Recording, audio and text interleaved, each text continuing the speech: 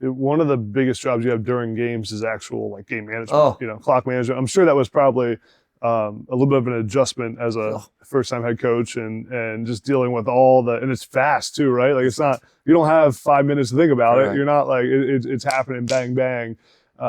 What's your strategy in game? Like how are you managing the clock and timeouts and when to go for it and analytics and risk and the book, like all this stuff that goes into it? I remember our first scrimmage when I was a head coach. It wasn't even game yet. And I'm like, what do I do?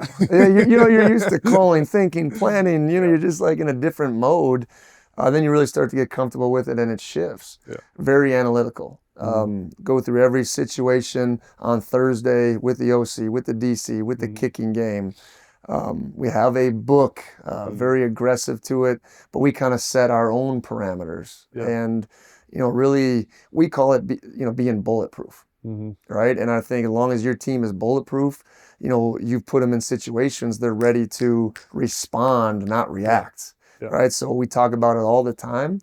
I probably get off coaching and scripting in practice more than I do, hey, here's this situation, let's react. I'll blow the horn, sudden change, boom, let's play. I want to see not just our players, but our coaches and myself respond through those moments. And I think you got to be able to replicate that as much as you can in practice. But analytics is a big part of the game, but the gut still has to be behind it.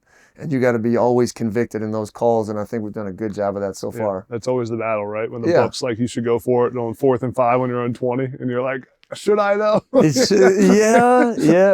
is also you start to go through it, it's the possessions late in the game. Hey, you're only going to get 2 possessions left. That's why that 4th and 15 with 8 minutes left on the clock, you're down a score. Because the book doesn't understand sometimes the score, right? And the feel. Is that 3-point difference 6-3? Or is that 3-point difference 47-44? Because that's how it's separated, right? Correct. By the point by points, right? So I think there's a big feel there, and I think that's when your background, right? You're trusting the defense because you're a defensive guy. You're trusting scoring because you're an offensive guy. I think that plays a little bit into how you manage those situations.